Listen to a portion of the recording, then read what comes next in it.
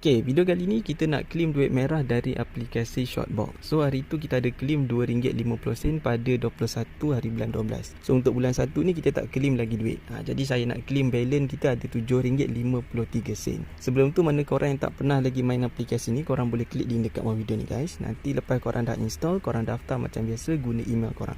Okay, sebelum tu guys, dekat dalam aplikasi ni dia ada dua jenis cara pembayaran. Mungkin ada korang yang tak pernah lagi main, so kita nak jelaskan dekat korang. Aplikasi ni dia ada dua jenis cara pembayaran. Yang pertama, korang boleh claim menggunakan duit merah. Dan yang kedua, korang boleh claim menggunakan duit hijau. Kalau korang yang nak main pakai duit hijau, korang kena buat syarat tambahan. Maksudnya kalau korang nak claim, dia ada syarat tambahan yang korang kena buat. Kena invite orang, kena buat task dan lain-lain lagi guys. Kalau korang yang nak claim pakai duit merah pula, dia tak ada syarat tambahan. Dia punya minimum paling sikit korang kena ada 10 sen. Kalau maksimum dia tak ada. Maksudnya korang nak claim RM1 boleh, RM2 boleh, RM3 boleh. So nanti kita ajar korang macam mana cara nak dapatkan duit merah. So cara nak claim dia, korang pilih TNG bawah ni. Lepas tu korang klik button withdraw.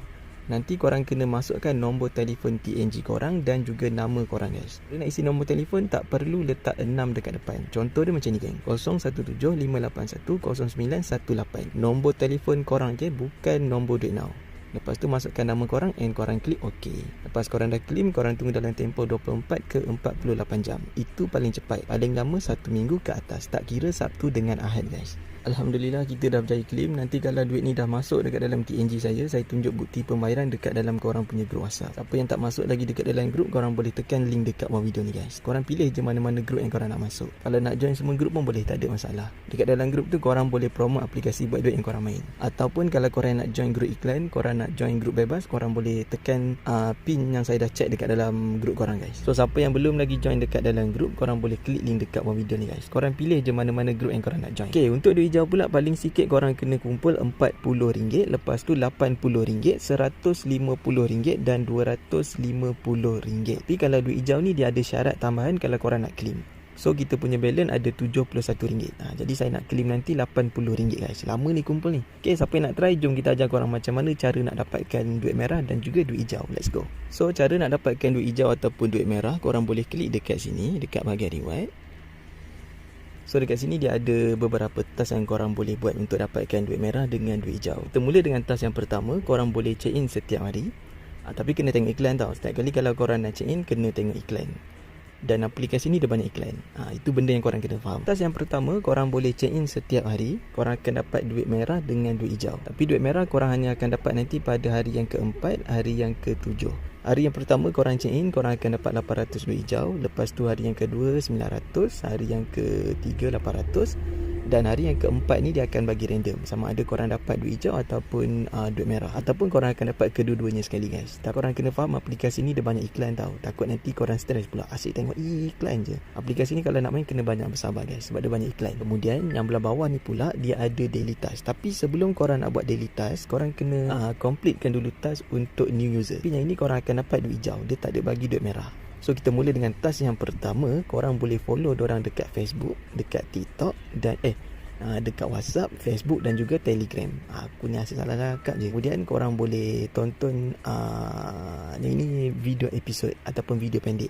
Dia nak korang tonton sebanyak 400 kali guys. Semua korang akan dapat duit hijau. Okay, untuk daily task dekat sini dia punya task yang pertama, korang boleh try satu game, korang try satu apps, korang akan dapat 1000 duit hijau dan juga 880.